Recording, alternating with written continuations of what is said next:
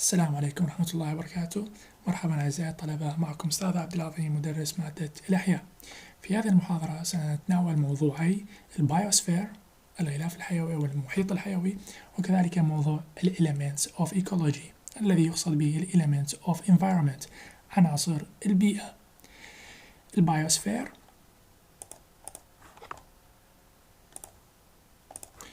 The biosphere, the part of Earth and its atmosphere in which living organisms exist or that is capable of supporting life.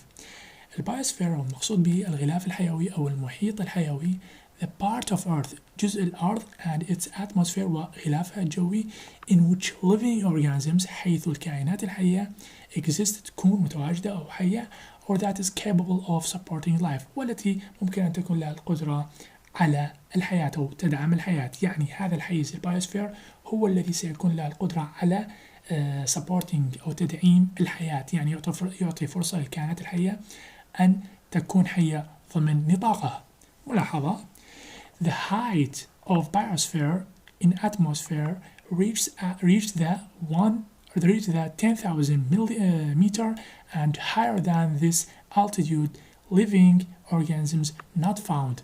طبعا الارتفاع أو نطاق البايوسفير أو المحيط الحيوي يصل إلى حدود 10,000 متر، يعني 10 كيلومترات، and higher than this altitude وأكثر من هذه المسافة ومن هذا الارتفاع living organisms not found، أن الكائنات الحية ما راح تكون متواجدة ولا القدرة على المعيشة في نطاق أكثر من نطاق 10,000 متر أو 10 كيلومترات، يعني الحياة تعدم، تكون معدومة في نطاق ما فوق 10,000 متر.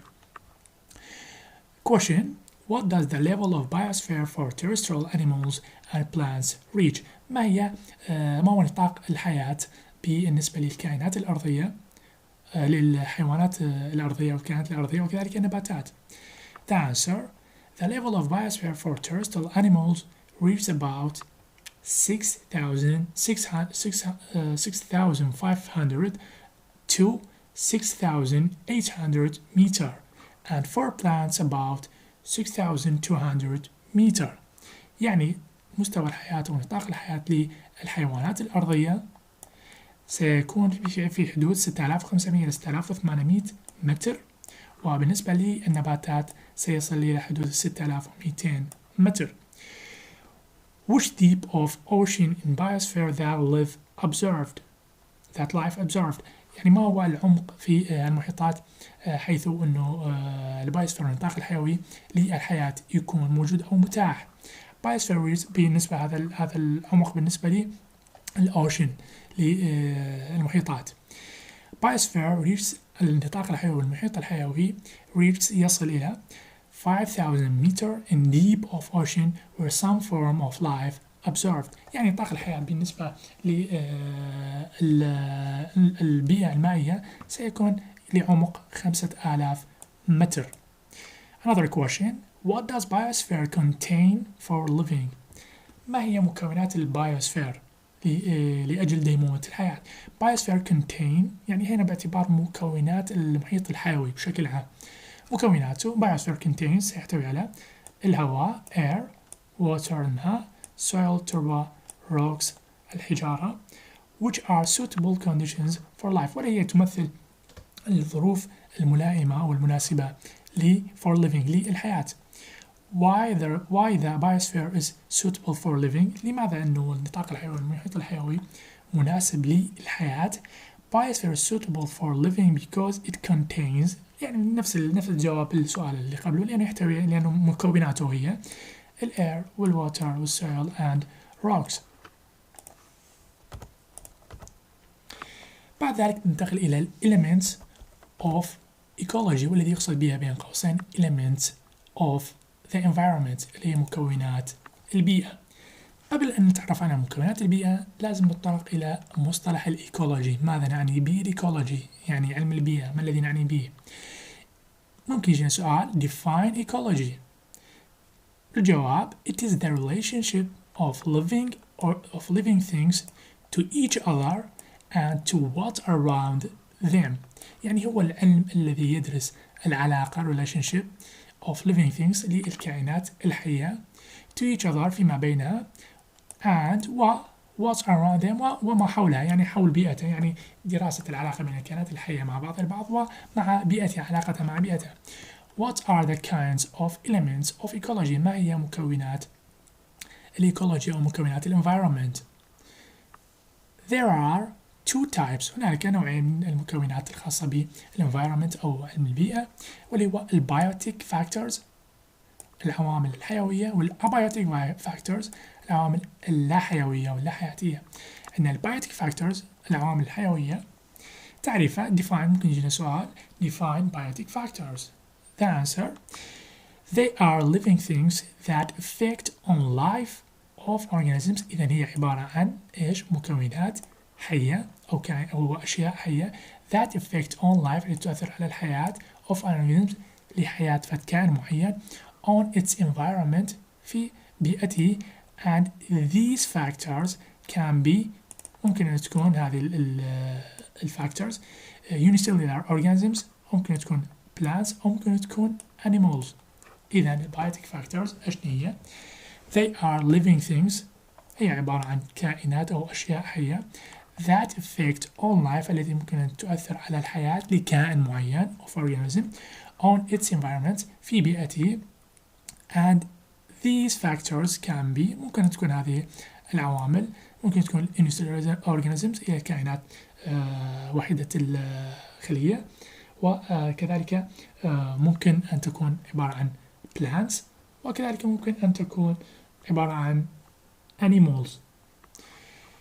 عندنا ممكن يجينا سؤال enumerate or list of biotic factors or list the biotic factors، عدد العوامل الحيوية. نعددها، هي راح تكون parasitism وكذلك symbiosis ولipredation. إذا البايوتيك فاكتورز نبتدئها بالباراسيتيزم، واللي هو يعرف بالتطفل أو الباراسايت، symbiosis والذي يعرف بالتكافل، ولipredation والذي يعرف بالافتراس، مصطلح الافتراس. عندنا الباراسيتيزم it is، ممكن يجينا سؤال define parasitism. Parasitism: it is a kind of biotic factors, means organisms which feed on or in another organisms which called as host.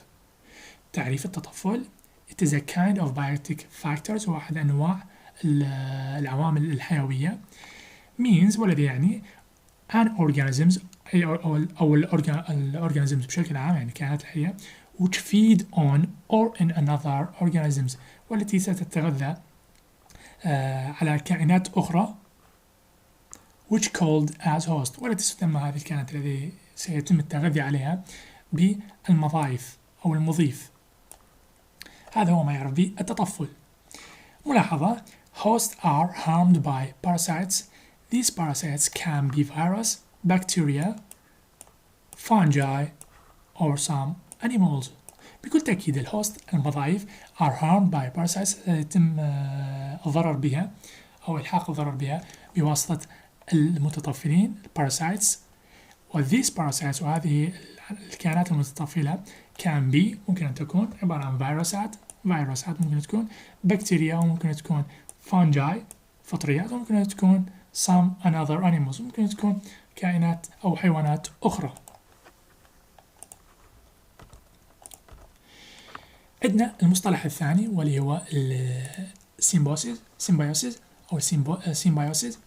عندنا it is a kind of biotic factors، وكذلك أحد العوامل الحيوية in which living of two organisms together in different forms. يعني it is a kind of biotic factors، أو أحد العوامل الحيوية in which living of two organisms together، حيث يعيش نوعين من الكائنات الحية مع بعضهم البعض together in different forms، بأشكال متنوعة. one of them، يعني أحد أشكال هذه أو أحد هذه ال different forms أو أحد هذه الأشكال المتنوعة للسيمبيوسيس، يعني التكافل. عندنا الكومنساليزم والذي يعرف بالتعايش commensalism. تعريفه: this means a form of relationship between two organisms where one organism benefits without affecting the other. تعريف الكومنساليزم التعايش، هذا المصطلح أو هذا الترم. This means هذا يعني a form of relationship، أحد أنواع العلاقات between two organisms، بين كائنين حيين، where one organism حيث أحد هذه الكائنات الحية benefits يستفاد، يعني يستفاد من الكائن الآخر الذي يتعايش معه without affecting the other، بدون أن يسبب أي ضرر أو تأثير للكائن الآخر. هذا هو مفهوم التعايش commensalism. عندنا المصطلح الآخر أو الفاكتور الأخير، البايوتيك فاكتور الأخير هو predation، الافتراس. predation it is kind of biotic factors بكل تأكيد where a predator حيث المفترس والذي سيكون ممكن يكون animal that is hunting والذي سيقوم بعملية الاصطياد feeds يتغذى on its prey يتغذى على فريسته، والفريسة ممكن تكون the animal that is attacked، يعني الكائن الحي أو الحيوان الذي يتم الاعتداء عليه أو الهجوم عليه. إذا تعريف الافتراس it is kind of biotic factors، أحد العوامل الحيوية where a predator حيث المفترس الكائن المفترس feeds on its prey يتغذى على فريسته. عندنا ملاحظة predators may or may not kill their prey prior to feeding them, but the act of predation often results in the death of its prey. يعني المقصود بهذه الملاحظة أنه الكائنات المفترسة may or may not ممكن أن تقوم أو لا تقوم بقتل kill their prey priority، لا تقتل فريستها لأجل التغذي عليها، يعني ممكن أن تنتظر، ممكن أن تقوم بالهجوم على فريستها وتساهم أو تحاول القضاء على حياتها تماما، بعد ذلك تقوم بالتغذية، وممكن أن تقوم بالتغذية عليه بدون الانتظار أن تقوم أو أن الفريسة تنقطع حياتها أو تتوقف حياتها. لكن but the act of predation مسألة أو نشاط الافتراس أو عملية الافتراس نفسها often غالبا results in the death of its prey، هي تكون المسبب الرئيسي لموت الضحية. يعني ممكن الضحية أنه ما تموت بسبب هجوم المفترس عليها، ولكن ممكن أن يكون نشاط الافتراس نفسه أنه يكون هو السبب الرئيسي في موت الفريسة. وإلى هنا تنتهي البايو فاكتورز الخاصة بهذا الموضوع. ننتقل بعد ذلك إلى الابايوتيك فاكتورز. الابايوتيك فاكتورز العوامل اللا حيوية. ممكن يجينا سؤال define a biotic factor أو abiotic factors. تعريفه it is non-living things like temperature, water, soil, minerals, light, air, oxygen that are necessary for living things. إذن abiotic factor it is non-living things عبارة عن مكونات أو أشياء غير حية like مثل temperature الحرارة، water الماء، soil turbine minerals عناصر المعدنية، light الضوء، الهواء الاير والأكسجين that are necessary تكون ضرورية هذه المكونات كلها for living things للكائنات أو الكائنات الحية. ممكن يجينا سؤال enumerate the biotic factors or list the biotic factors، عدد المكونات اللا حيوية، وهي راح نعدد العناصر will be temperature, water, soil, light، ممكن تكون air وأكسجين etc. عندنا temperature الفاكتورز الخاصة بالابايوتيك فاكتورز. ممكن عندنا temperature it is a biotic factor، هي عبارة عن عامل لا حيوي and the difference in temperature affects on type of organisms in an ecosystem. It is a biotic factor أحد العوامل اللا حيوية and the differences in temperature والاختلاف بدرجات الحرارة affects يؤثر on type of organisms in an ecosystem، والتي ستؤثر اختلاف درجات الحرارة على أحد أنواع الكائنات الحية في نظام بيئي معين. Example polar bears live in cold climate. بكل تأكيد الدبابة القطبية ستكون بيئة معيشتها بيئة باردة، desert camel live in hot climate. وكذلك الجمال ستعيش في بيئة حارة. hot climate tree date palm cannot grow in Russia. وكذلك النخيل، شجرة النخيل لا يمكن لها أن تنمو في روسيا بسبب أنه لأنها تحتاج إلى مناخ حار، وروسيا مثل ما متعرف عليه مناخها بارد جدا. عندنا الwater. It is an important abiotic factor for organisms. بكل تأكيد هو أحد العناصر اللاحيوية ولكن المهمة جدا للكائنات الحية. ممكن يجينا سؤال: Why do some animals live nearby river, lake or any water resources? لماذا بعض الكائنات الحية أو الحيوانات تعيش nearby river، تعيش بالقرب من الريفر الأنهار والبحيرات، or any water sources أو أي مصادر ماء أخرى؟ The answer will be because water is an essential factor for these animals. الجواب لهذا السؤال لأنه الماء is an essential factor، عبارة عن عامل أساسي for these animals، لهذه الحيوانات. Another question: Where do amphibians live? أين تقطن أو تعيش الكائنات الأمفيبيانز؟ Amphibians live in lakes or damp areas also. يعني الكائنات أو البرمائيات الأمفيبيانز وين مكان معيشتها؟ بكل تأكيد راح تعيش في الليك البحيرات or damp areas أو كذلك في المناطق الرطبة. عندنا aquatic plants يعني النباتات المائية.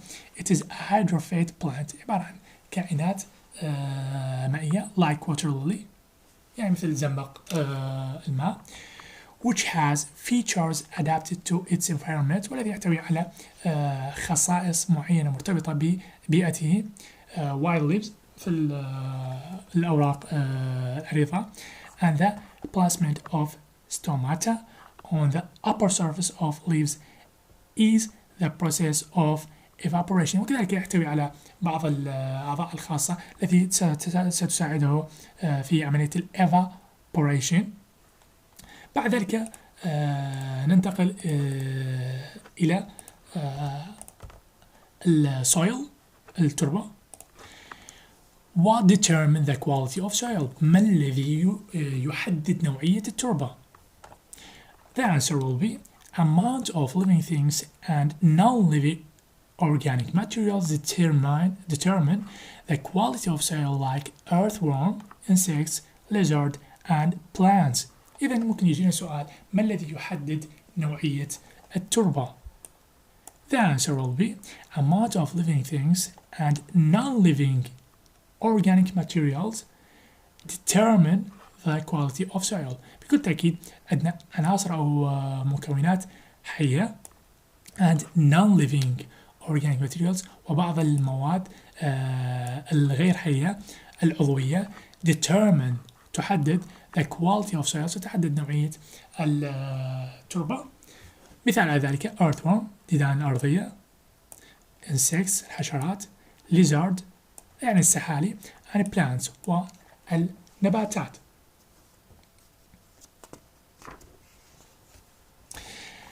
عندنا 4 light الضوء. فقط أعزائي الطلبة هنا الأورجانيك هي inorganic. يعني المواد الغير عضوية inorganic materials وليس organic materials. عندنا 4 light. عندنا why ممكن يجي سؤال why plants are producers؟ لماذا النباتات هي عبارة عن كائنات منتجة؟ The answer will be because they produce their own food and also they are food source for human and some animals. بكل تأكيد الجواب because they are produce their own food لأنها هذه الكائنات تستطيع لها القدرة على تكوين غذاء بنفسها and also they are food source يعني تعتبر كمصدر غذائي for human and some animals، ستعتبر مصدر غذائي للإنسان وكذلك بعض الحيوانات. Why plants need sunlight؟ لماذا تحتاج النباتات للضوء ضوء الشمس؟ The answer will be to produce their food by photosynthesis. بكل تأكيد ستحتاج النباتات إلى ضوء الشمس للقيام بعملية التمثيل الضوئي، والتي عن طريق سيكون لها القدرة على النمو وتصنيع غذائها بنفسها. ممكن يجينا سؤال آخر: Why plants grow faster in spring and summer more than in autumn and winter؟ ممكن يجينا سؤال: لماذا النباتات grow faster تنمو بسرعة in spring and summer يعني في الصيف والربيع more than in autumn أكثر من فصل الخريف وفصل الشتاء؟ The answer will be because there are more amounts of light in this season. يعني بكل تأكيد يعني كمية الضوء في هذه الفصول تكون أكثر من كميتها في فصل الشتاء وفصل الخريف. وهذا كذلك بين قوسين ما نعرفه بأنه طول مدة النهار إلى الليل كلما طالت ساعات التي يكون هنالك ضوء فيها كلما سيكون للنبات القدرة على النمو بشكل أسرع وإنتاج غذائه بشكل أفضل. وإلى هنا تنتهي محاضرة اليوم. دمتم في أمان الله.